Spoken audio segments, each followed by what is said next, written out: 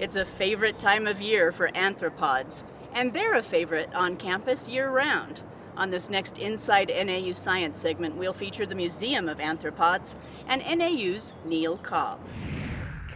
Arthropods are the most diverse group of organisms on the planet. They occur in every possible habitat that you can imagine. They make up most of the biodiversity and in some cases most of the animal biomass in every habitat.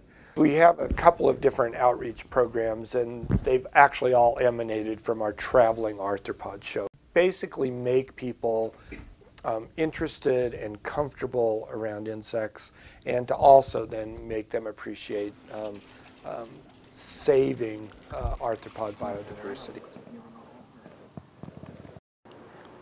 What I do is I travel to different schools here in Flagstaff, elementary schools, and I show bugs, both live and preserved specimens, to the kids. It's to encourage them to have a career in science, and that bugs are nice, they're important, that we need them, and not to just, dump pesticide on everything. So all scorpions, they have a chemical in the exoskeleton which reflects that UV, the ultraviolet light. Scorpions, just under the moonlight, it's enough UV to make the scorpions glow, just enough that maybe we can't see it, but other insects such as moths will see this light and they'll actually be attracted to it. And so since all scorpions are predators and they're all nocturnal, they can use this fluoresce as a way to attract food. That's a theory, yeah. It's a theory I happen to agree with. It makes sense.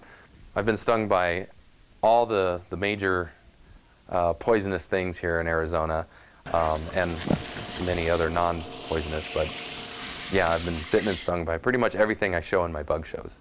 And so I think it's real important to get stung by a lot of things when you're doing these bug shows, because people ask, well, what does it feel like? And so it's really great to be able to have that experience and actually share it with people. For example, getting bitten by a black widow.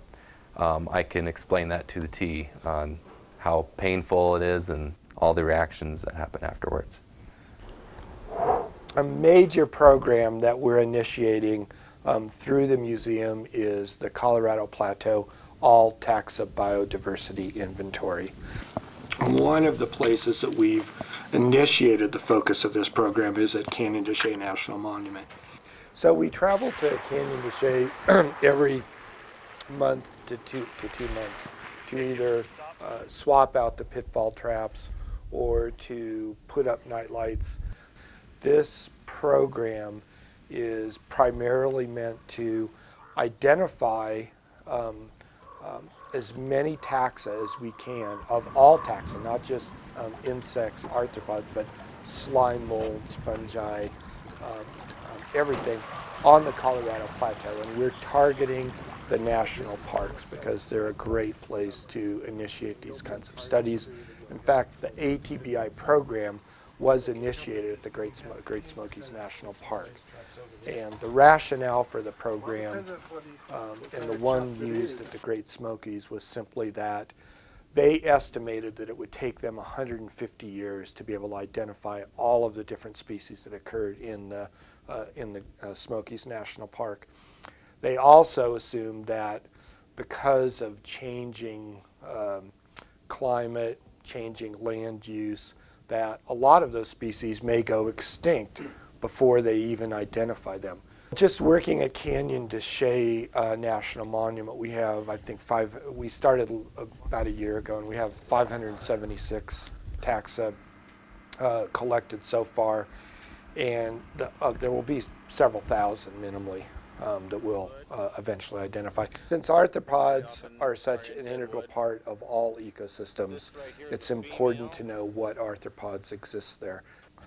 You can't protect what you don't know exists.